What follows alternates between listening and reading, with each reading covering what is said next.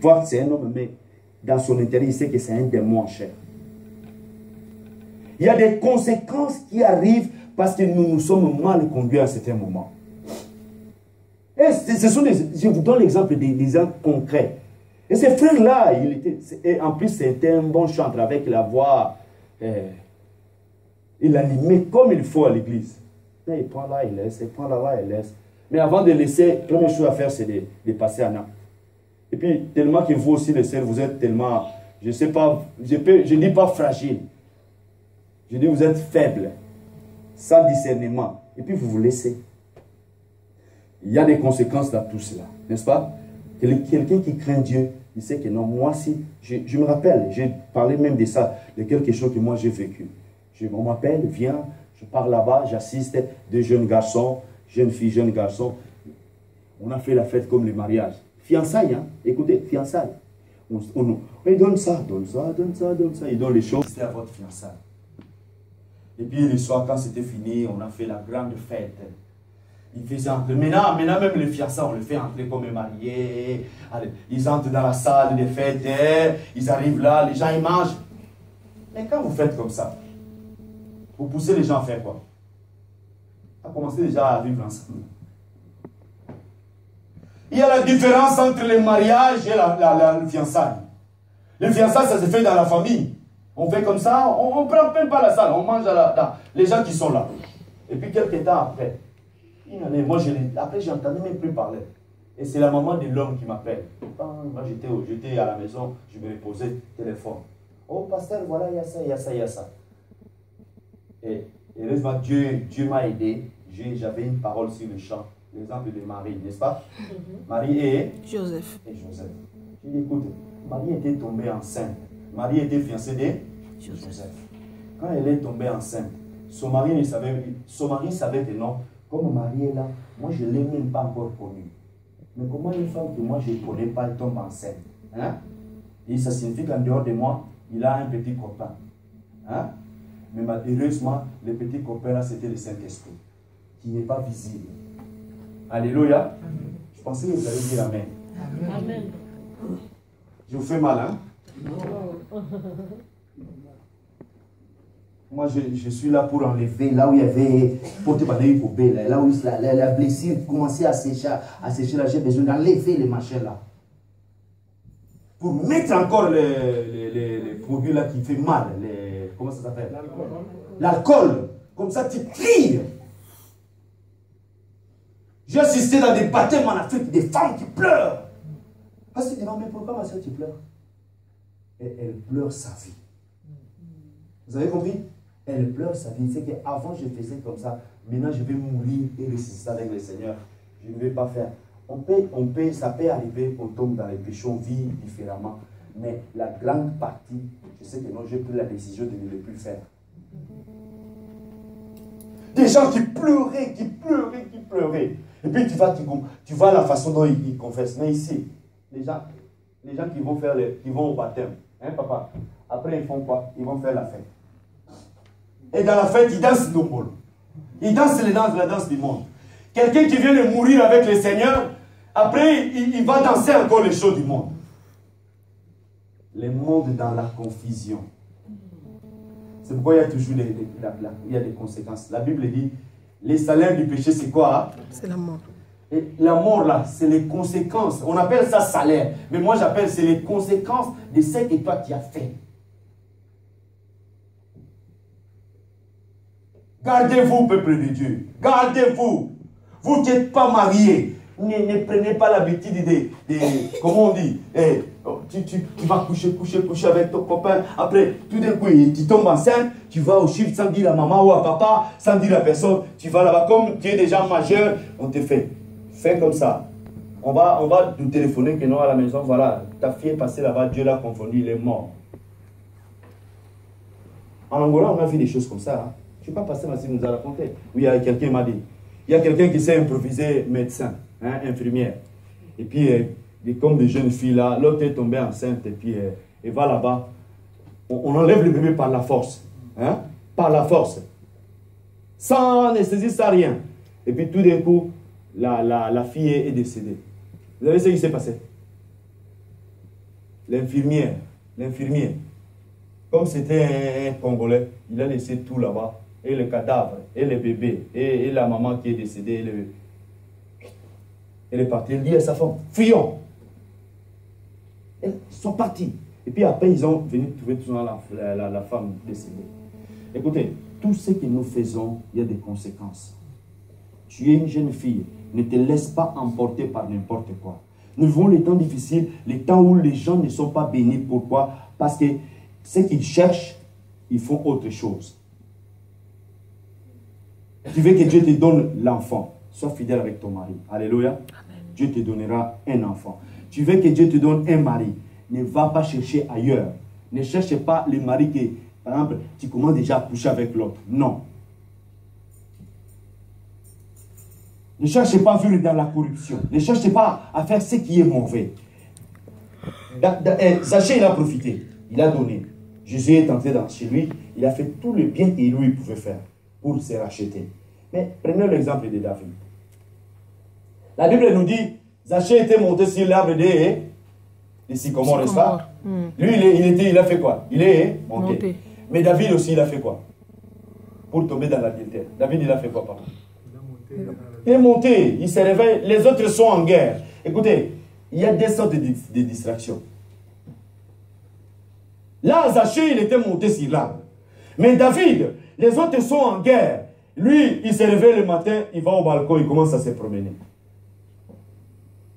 Il commence à se distraire. Mais tant que les autres sont en guerre. Les autres sont en guerre, lui, il se distrait au balcon.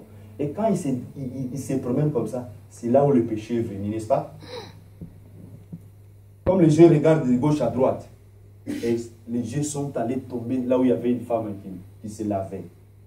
Écoutez, il y a des choses que nous ne pouvons pas faire, n'est-ce pas? Même j'ai dit aux jeunes qui sont mariés, fiancés, ne prends pas ton fiancé comme ton petit, que vous soyez, vous deux seulement quelque part, vous deux. Vous allez tomber dans la vérité. Vous avez compris? Parce qu'en voulant vous cacher beaucoup, en vous mettant vous deux. Et dans la coutume juive, on dit, il faut se mettre dans la famille. Hein? Tu es fiancé, ma fille. Tu veux te voir avec ma fille. Chez moi. Et puis, chez moi, pas à la chambre, au salon. Alléluia. Où?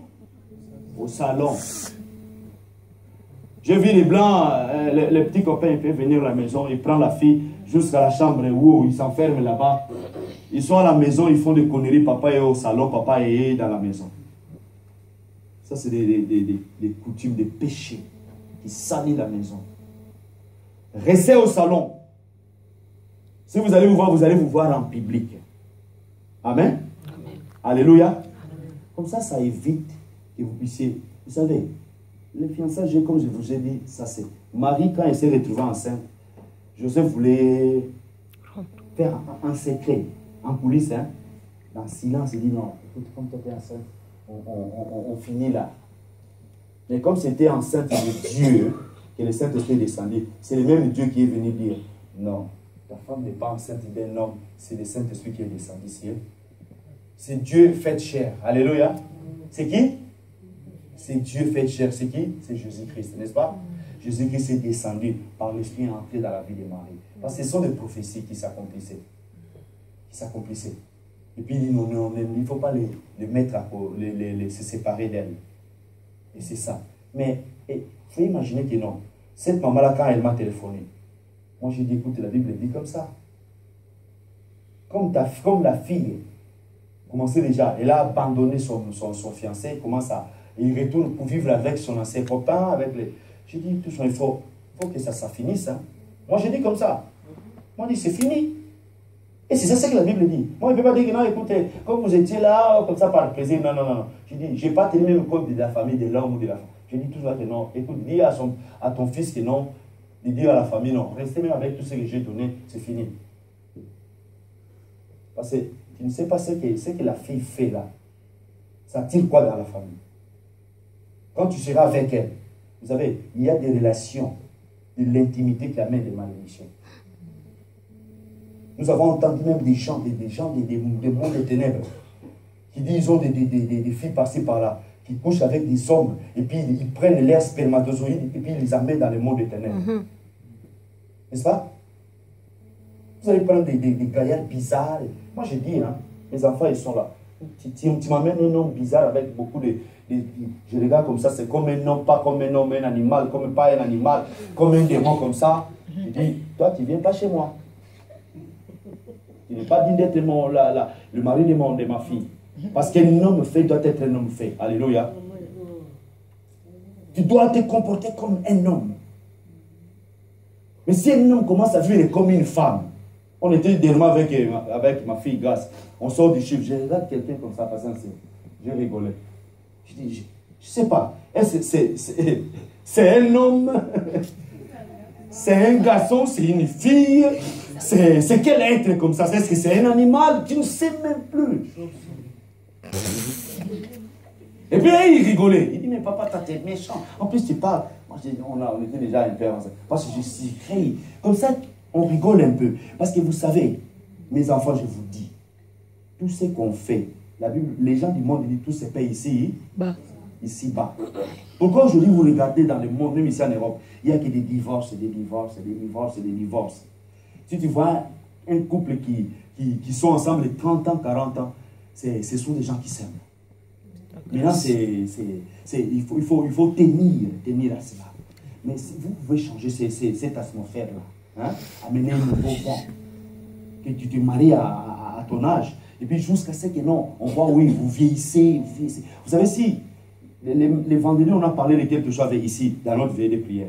Je dis, Anne, il a dit, je vais rester longtemps dans la présence du Seigneur. Si tu restes trop longtemps avec ton mari, tu vas ressembler à ton mari, n'est-ce pas? Et elle sera comme toi. Vous serez comme des jumeaux et des jumelles. Mais pour que ça vienne, ne suis pas le temps que nous vivons. Parce qu'il y a des conséquences. David, au balcon, regarde. Quand elle regarde, elle voit la femme, n'est-ce pas? Première chose à faire, il dit, fais-le venir ici, n'est-ce pas? Et on amène la femme de quelqu'un qui est en guerre, qui défend le pays. Toi, roi, toi qui es élevé, avec ta distraction, tu vas l'appeler. Et à la fin, quand il est venu, il a couché avec.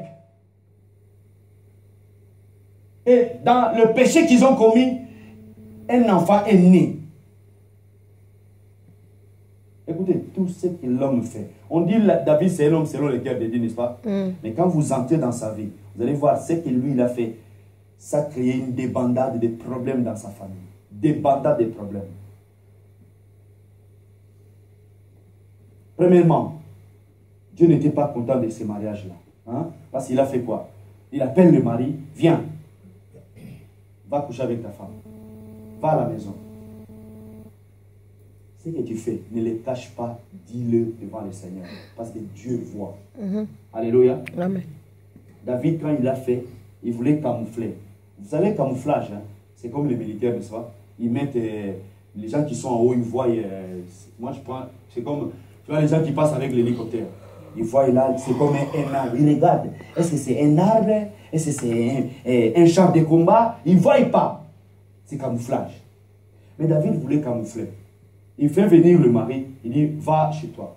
Mais le mari savait. Dieu l'avait prévenu. Dieu l'avait préservé. Et au lieu d'aller coucher avec son mari et sa femme, il dit non, non, non. Alléluia. Amen. Sinon, s'il allait, il pouvait dire non, oui, comme tu es parti là-bas, l'enfant c'est à qui? C'est à toi. C'est à qui? C'est à toi. Mais le mari a compris, non. Mais comment moi je suis militaire. Mais mes amis sont en guerre. Mais comment moi je peux venir aller pour dormir chez moi? Il n'a pas voulu. Il a gardé, il a tout fait pour que non le mari aille à la maison. Rien. Jusqu'à ce qu'il a changé des complots, jusqu'à ce qu'il a fait avec d'autres personnes de le mettre devant, que le mari puisse mourir. Et quand le mari est parti, est mort, lui il a pris la femme là. Est-ce qu'il ne pouvait pas avoir d'autres femmes? Est-ce que la femme elle était la plus belle de toutes les femmes? Non. Mais à la fin, de ce livre, la Bible dit, tout ce que David a fait a déplu à l'Éternel. Alléluia. A déplu. Alléluia. Amen. Alléluia. Ça n'a pas plu à l'Éternel. Et ça a amené la colère de Dieu. Et si vous lisez, on prêche ça souvent, que David était, son fils était malade, n'est-ce pas? Et puis David, il a commencé à gêner. Un homme selon le cœur de Dieu, qui jeûne, qui prie. Dieu pouvait guérir l'enfant. Mais Dieu savait que cet enfant, c'est un enfant de péché. Moi, j'ai vu des hommes de Dieu en Afrique, là. Moi, j'étais à Mongafula, il y a un homme de Dieu qui est venu. Il trouve une jeune fille comme ça de notre église à Mongafula. Et là où il venait, il avait la femme, il a donné un enfant à cette jeune fille-là. On dit, regarde, quand tu regardes cet enfant-là, tu vas te voir le péché, ça c'est mon péché à moi. N'est-ce pas? Ça c'est mon péché à moi. Et des choses comme ça, qu'est-ce que tu peux faire? Tu peux rien faire. Mais David, qu'est-ce que Dieu a fait? Il a tué cet enfant-là. David a gêné, a gêné, a gêné, a gêné. Mais quand l'enfant est mort, David a changé des habits. Et puis David dit, là où est parti l'enfant, moi j'irai. N'est-ce pas? Mais l'enfant ne reviendra plus vers nous. Mais moi j'irai vers l'enfant, là où l'enfant est parti. Mais après ça crée des catastrophes dans sa famille. Des choses bizarres. Tel enfant commence à coucher avec tel enfant, mais le même père. L'autre tue l'autre, l'autre fait comme ça, l'autre fait comme ça. Écoutez, peuple, on ne joue pas avec les péchés, n'est-ce pas? Amen. Alléluia. On va lire quelques conséquences. Ça c'est dans le livre de 1 Samuel. Dans ce que nous lisons avant, dans les Luc 19, Jésus lui dit, verset 9, « Le salut est entré aujourd'hui dans cette maison, parce que celui-ci est aussi un fils d'Abraham, car le Fils de l'homme est venu chercher et sauver ce qui était perdu. » Nous allons lire 2 Samuel 11. Nous allons terminer par là.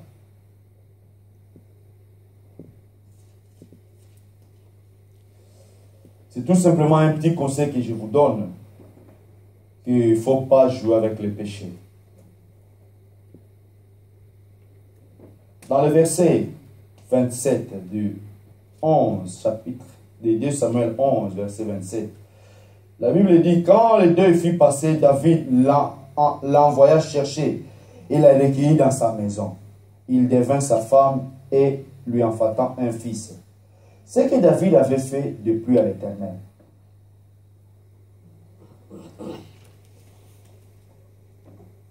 Ce que David a fait n'a pas plu à l'Éternel.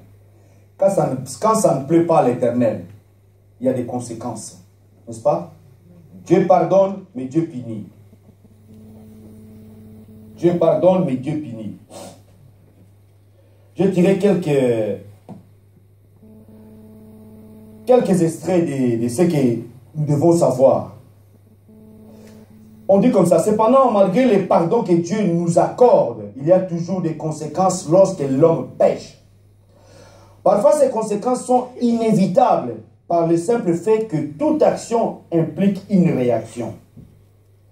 Suite à son adultère, à l'adultère de David, David connut un règne entaché de terribles drames familiaux, dont la mort de ses 4 de ses fils, ainsi que le viol de l'une de ses filles. Alléluia. Amen. Alléluia. Ça, c'est des détails que moi j'ai prélevés pour vous dire. N'est-ce pas?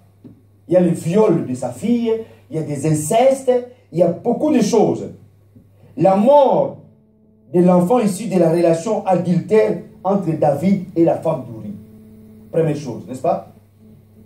Parce que comme il a couché avec la femme d'autrui, et puis il a mis le mari devant. Le mari était tué. Il devait subir. Dieu l'a pardonné, mais il y a toujours des réactions par rapport à ça. Il y a l'action, il y a les réactions.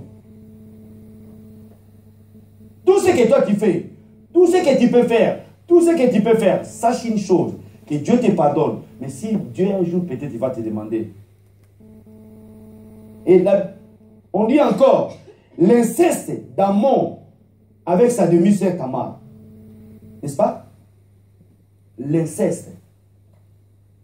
Dans la famille, David avait des filles et des garçons. mais pas des mêmes mères. Hein? Des mères différentes. L'autre commençait à regarder comme ça. Il commence à aimer sa soeur, sa demi-sœur. On le met dans la suite de tous ces problèmes que David a fait.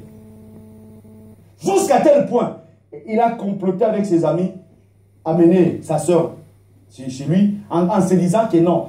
Papa jouait le jeu de camouflage, n'est-ce pas? Mais son fils aussi. Il dit non, je suis malade. Parce qu'il commençait à tomber amoureux de sa soeur. Il n'y a rien qui reste impuni sur la terre. Tout ce que tu fais, un jour Dieu va te demander. La sœur vient pour la servir, elle commence à servir. Pas. Le désir dans son cœur, c'était que non, je vais coucher avec ma soeur. Puis il a violé. Il a violé sa soeur, sa demi-sœur. Révolte d'Absalom qui conspire contre son propre père, David, et qui couchèrent par la suite avec ses concubines. N'est-ce pas? Tout ça, ce sont des choses, des réalités. Son propre fils crée des problèmes avec son père. Et puis qu'est-ce qu'il fait? Tellement que papa, vous savez, le péché attire le péché. Papa avait couché avec la femme d'Uri, et puis l'avait mariée. Mais après, c'est son fils qui couche avec ses concubins.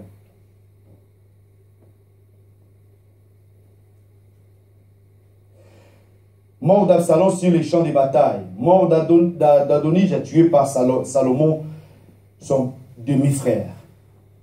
Parce que ça créait que non, même dans la famille, dans leur propre famille, il y avait la guerre entre les enfants de telle maman, les enfants de telle maman. N'est-ce pas, papa? Ça créait un désordre total dans la famille. C'est comme s'il y avait un papa avec beaucoup de mamans. Et puis des enfants de telle maman, ils faisaient ça, il y avait ça, ça créait des problèmes, un mélange, comme on dit au Congo. Il y a les tsaka-tsaka avec les madés, avec les tout. Ça créait des choses là. Hein, mais à cause d'une seule personne. À cause de qui? De David. À cause de qui? Si lui, il était juste. Mais on prend l'exemple de David. On prend l'exemple de David. Mais David, si tu entres dans sa vie, il a commis beaucoup de choses aussi. C'est pourquoi notre exemple à suivre, c'est Jésus-Christ. Amen. Alléluia. Amen. L'exemple que tu dois suivre. Il y a des gens qui disent, même aujourd'hui, il y a des gens qui se marient avec beaucoup de femmes parce qu'ils prennent l'exemple de Salomon, n'est-ce pas? Salomon avait combien? 1000 femmes. Un homme avec 1000 femmes. Et combien de concubines? 300 femmes légitimes. Même avec les 300. Par année, il y a combien de jours? 365. 365. Mais moi seul, moi comme je suis là, avec 300 femmes, je vais vivre avec eux comment? Et en plus de cela, j'ai 700 concubines. Mais c'est comme si lui il vivait que dans les désirs de la chair. Il couche avec ça, il couche là-bas, il couche là, il couche là. Il fait. Mais c'est quoi ça? C'est quelle vie? Même un animal ne fait pas ça. Même un animal ne fait pas ça. Mais tu peux imaginer ça. Et c'est l'exemple à suivre. C'est pourquoi je vous dis, l'exemple à suivre, c'est Jésus-Christ. Amen. Notre modèle à nous qui sommes là, c'est Jésus-Christ. Seul Marie avec beaucoup de femmes qui est son corps. Et puis, il est fidèle. C'est que toi, si tu es fidèle, Dieu te bénit. Amen. Amen. Le péché et ses conséquences. Tu vas être heureux. Commence à te garder devant le Seigneur. Tu vas être heureuse. Commence à te préparer devant le Seigneur. Ne vis pas avec une double face. Ne vis pas avec une double face. Tu pleures devant le Seigneur. Tu pleures. Et les gens qui vivent comme ça, ce sont des pleureuses devant le Seigneur. Ils pleurent. Hein? Ils écoutent le mais. Non. Mais de l'autre côté, tout ce que tu fais, c'est de l'apparence. Ça ne sert absolument à rien. Ça ne va même pas bouger. Même un petit peu les yotas dans la Seigneurie de notre Jésus. Non. Il te regarde comme ça, des fois il rigole. Garde-toi, tu veux être béni. Garde-toi pour le Seigneur. Amen. Amen. Garde-toi pour le Seigneur. Sois à 100% pour Jésus. Écoutez, pour terminer, vous vous rappelez